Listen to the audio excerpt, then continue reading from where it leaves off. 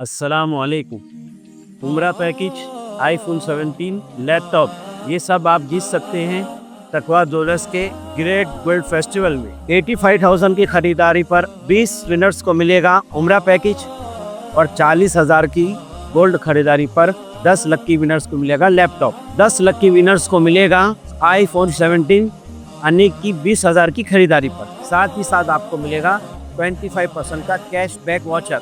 तकवा great gold festival live है तकवा के हर ब्रांच में। याद रहे ये फेस्टिवल है 31 दिसंबर तक। आज ही आएं और हमारे लकी ड्रॉ का फायदा उठाएं। एनसीपी अजित पवार गुट के जफर नोमानी ने लोगों से किया अपील, धर्म के नाम पर नहीं डेवलपमेंट के नाम पर दीजिए वोट।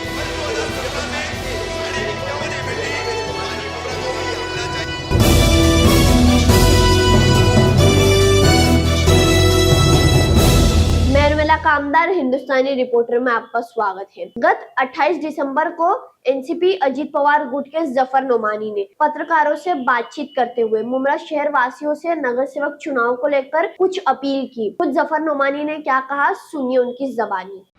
जफर भाई, मनपा चुनाव की तारीखों का ऐलान भी हो गया और उम्मीदवार भी फाइनल हो गया। आप तो सिटिंग नगर सेवक हैं और अब तो अजित पवार गुट में आपके शामिल होने के बाद और उम्मीदें आपसे बढ़ गई है, वादे भी काफ़ी बढ़ गए हैं, तो किस तरीके से काम करेंगे आप? अस्सलाम वालेकुम। सबसे पहले तो मैं आप लोगों को एक चीज़ और बता दूं कि कल सुबह मॉर्निंग में मतलब पीर के दिन सुबह 11 बजे मेरी ऑफिस है शादी महल रोड अमृत नगर आबा अपार्टमेंट के पास। कल सुबह 11 बजे हम लोग मौलाना अबुल कलाम आज़ाद स्टेडियम में अपना जो हमारा पर्चा दाखिला करना है वो कल सुबह हम इंशाल्लाह यहाँ से निकलेंगे, जिसको नॉमिनेशन बोलते हैं। हम हफीज़ा नाइक की साहबजादी नसरू भाई की बेटी नेहा नाइक, जावेद सिद्दीकी और आबिद कलदानी। मेरी शहर के तमाम लोगों से अपील है, खासकर मित्तल से लेकर के कादर पैलेस तक मेरे वार्ड के लोगों से अपील है कि बराए मेहरबानी अपनी दुआओं से नवाजें और हो सके तो उसमें शिरकत करें। दूसरी बात यह है कि देखिए, इलेक्शन की डेट तो उन लोगों के लिए माने रखती है कि जो लोग सिर्फ इलेक्शन में बाहर आते हैं। 2017 में इलेक्शन हुआ और 2022 मार्च में ख़त्म हो गया। 5 मार्च को हमारा टर्म खत्म हो गया। 22 से 23, 23 से 24, 24 से 25, ये अभी फरवरी में 4 साल हो जाएगा बगैर नगर सेवक पद के। मैंने हमेशा ये कोशिश की कि मेरे वार्ड के लोगों के काम को मैं किस तरीके से पूरा करने की कोशिश करूं। हम पहले जहां थे वहां भी हमने कोशिश की, लेकिन इलेक्शन 3 से 4 साल हो गया था, नहीं हो रहा था। फिर हमने अजीत दादा पवार साहब की पार्टी में प्रवेश किया जनाब नजीमुल्लाह साहब की क़यादत में, और अल्हम्दुलिल्लाह हमने जो जो सोचा था वो बहुत सारे काम को हमने मुकम्मल करने की कोशिश की। देखिए, पूरा 100% काम कोई भी नहीं कर सकता और 100% लोगों को खुश कोई भी नहीं कर सकता। वो सिर्फ अल्लाह की ज़ात है, वही सबको खुश कर सकते हैं, वही सबको पूरा कर सकते हैं। इंसान की कोई हैसियत नहीं है। हमारे लिए सबसे बड़ा जो चैलेंजिंग काम था, इस शहर के लिए चैलेंजिंग काम था, और मेरे लिए खुशनसीबी की बात यह है कि मेरे वार्ड में वो काम हुआ जो प्लेग्राउंड देने का था बच्चों को। प्लेग्राउंड हमने दिया पूरे शहर के लोगों के लिए। एक चैलेंजिंग था, 15-15 साल से नगर सेवक, 15-15 साल के आमदार, लेकिन उसके बावजूद भी इस शहर को कोई बच्चों के खेलने के लिए प्लेग्राउंड नहीं था। हमने अमीनाबाद चांद नगर के पास बच्चों को 4.25 एकड़ का प्लेग्राउंड दिया। आप लोगों से मेरी अपील है कि बराए मेहरबानी आप लोग उसका हमारी गैर मौजूदगी में विजिट करें, क्योंकि वहां पर मिट्टी भरने का काम अभी भी चालू है। जब उस प्लेग्राउंड को हमने दिया था तो कुछ लोगों ने कहा था कि 4 दिन में बंद हो जाएगा, 5 दिन में बंद हो जाएगा। अल्हम्दुलिल्लाह 1 महीने के ऊपर कंप्लीट होने आया है और वहां काम चालू, किसी ने रोका नहीं। हमारे यहाँ शादी महल के पीछे कलवा उम्रा अध्यक्ष होने के नाते, जैसे कि एनसीपी अजित पवार गुट में अब लगभग काफ़ी बड़े चेहरे भी शामिल होते जा रहे हैं, कितनी सीटों से नगर सेवक चुनाव लड़ा जाएगा इस पार्टी का? देखिए, करीब करीब हम लोग 26, 31, 30, 32, रशीद कंपाउंड का जो वार्ड है 33 और 29, हम तमाम पैनल में, 5 पैनल में इंशाल्लाह इलेक्शन लड़ेंगे और पूरी ताकत के साथ लड़ेंगे और पूरे पैनल के साथ लड़ेंगे। बस लोगों से एक ही अपील है कि लोग गुमराह ना हो। ये इलेक्शन आपके गली कूचे नाले गटर, ये इसका इलेक्शन है। नहीं तो लोग फिर आएंगे आपको बहकाने के लिए कि इस्लाम खतरे में आ जाएगा, धर्म खतरे में आ जाएगा, मजहब खतरे में आ जाएगा। 1 साल हो गया आमदार को इलेक्शन को होकर के, यही बातें चली और शहर जहां खड़ा था वहीं खड़ा है। अल्हम्दुलिल्लाह हम लोग पूरी ताकत के साथ इलेक्शन लड़ रहे हैं जनाब नजीमुल्लाह साहब की क़यादत में। मेरी शहर के लोगों से अपील है कि आप लोग जहां जहां भी राष्ट्रवादी पार्टी घड़ी की निशानी के कैंडिडेट खड़े हैं, आप लोग उनके साथ मजबूती के साथ खड़े रहे, मुमरा कोसा की तरक्की के लिए खड़े रहे, अपने वार्ड की तरक्की के लिए खड़े रहे। और मैं खास अपने बारे में बता दूं कि मैंने 2017 से लेकर के 2025 चल रहा है, मेरे वार्ड के बहुत सारे काम करने की कोशिश की और कंप्लीट किया, और इंशाअल्लाह आने वाले वक्त में बहुत सारी स्कीम मेरे पास है इस वार्ड के लिए। जैसे एक शादी महल के पास से रोशन भाई, एक इंशा नगर के लिए सेपरेट लाइन में डाल रहा हूँ, एक मैंने मित्तल में लाइन डाला था, मित्तल से लेकर चैनल कंपाउंड तक जो आपने देखा, अल्हम्दुलिल्लाह 2 टाइम पानी आता है।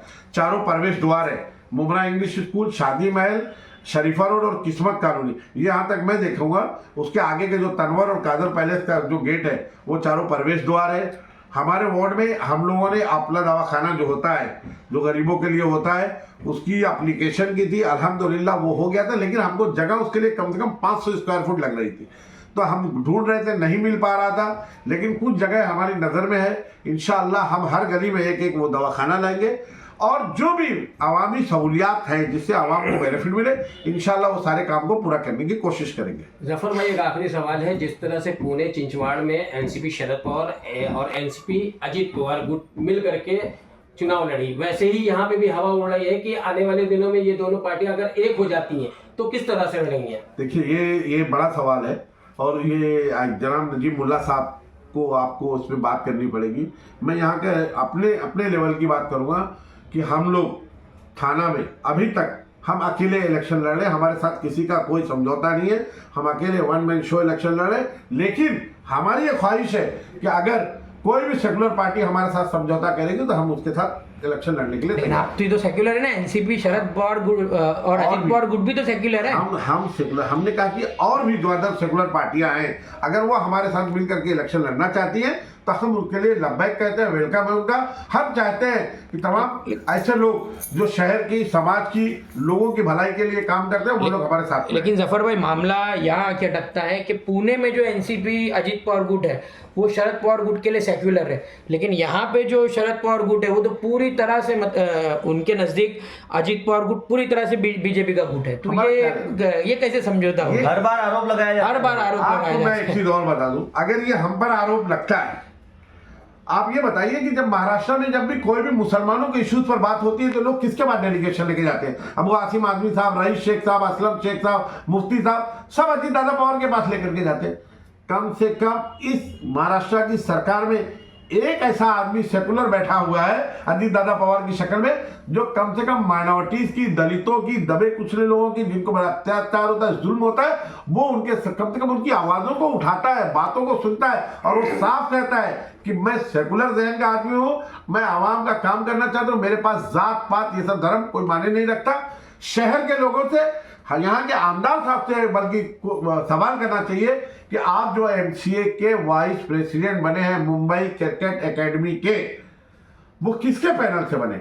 आशीष शेलार जो बीजेपी आशीष शेलार साहब जो बीजेपी के अध्यक्ष हैं, और पवार साहब जो महाराष्ट्र की बड़ी हस्ती, हिंदुस्तान की बड़ी हस्ती है, उन लोगों ने मिलकर के एक पैनल बनाया, उनके साथ वो वाइस प्रेसिडेंट एमसीए के बने। सवाल तो उनसे होना चाहिए, हम तो किसी के साथ गए ही नहीं है। लेकिन जब से मुमरा थाने में चुनाव की हलचल तेज हुई, ये सवाल बड़ी तेजी से गहरा है, बड़े ये मुद्दा उठा के एक युक्ति हो सकती है, लेकिन 99% तो अब तक ऐसा नहीं लग रहा है कि युक्ति होगी। देखिए, वो मैंने फिर कहा कि वो बड़े लेवल ऊपर का सवाल, ऊपर के लोगों का मसला है। युति होगी शरद पवार साहब के साथ, बहुत हमको खुशी की बात है, और नहीं हुई तो भी हम इलेक्शन लड़ रहे हैं, और अकेले लड़ रहे हैं। हम विकास के नाम पर इलेक्शन लड़ रहे हैं, हमारी किसी से कोई व्यक्तिगत कोई दुश्मनी नहीं है। राजनीति में कोई किसी का दुश्मन नहीं होता है, वक्त का तकादा होता है। लेकिन शहर को, अगर मुमरा शहर को तरक्की करना है तो 16 साल से जो लोग आज तक एक हॉकस प्लाजा नहीं दे पाए, इंशाअल्लाह हमने, देखिए 1 साल हुआ था नजीब भाई को इलेक्शन होकर, 1 साल ही कंप्लीट हुआ है। हमने प्लेग्राउंड दिया, हमने उम्मीद फाउंडेशन जो स्कूल जिसमें चल रही है उसको ग्राउंड +2 का हमारे पास बजट है, उसका टेंडर है, आप ऑनलाइन चेक कर सकते हैं, वो हम देंगे।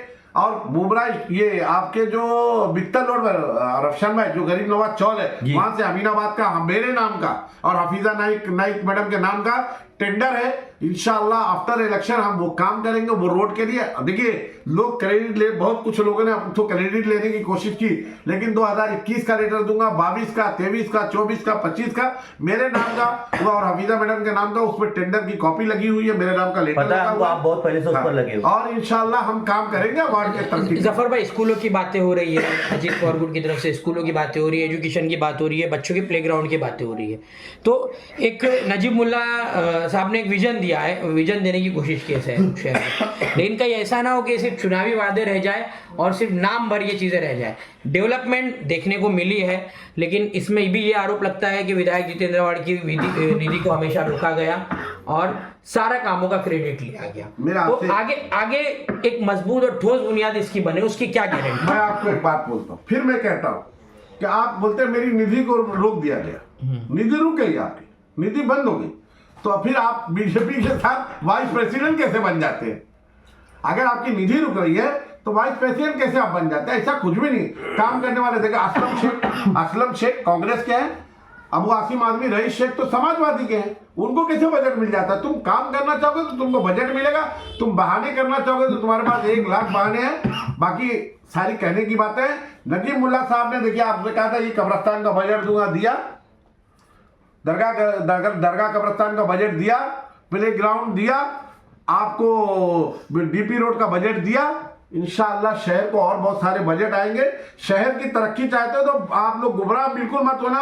जहां जहां भी राष्ट्रवादी पार्टी घड़ी के निशानी के कैंडिडेट खड़े हैं हर वार्ड में, अब की बार आपको देखिए आपके बाद लोग गुमराह करने आएंगे, अब की बार आपको 4 वोट देना है। जिस रूम में आपका वोटिंग लिस्ट में नाम आएगा, जब आप जिस स्कूल में वोटिंग देने जाएंगे, जब रूम के अंदर जब वहां जाएंगे तो आपके सामने 4 मशीन रखी होगी, चारों मशीन में देखने का कि कहां कहां घड़ी के निशानात है, उसको दबाना है और घड़ी के लोगों को, घड़ी के उम्मीदवारों को मजबूत करना है।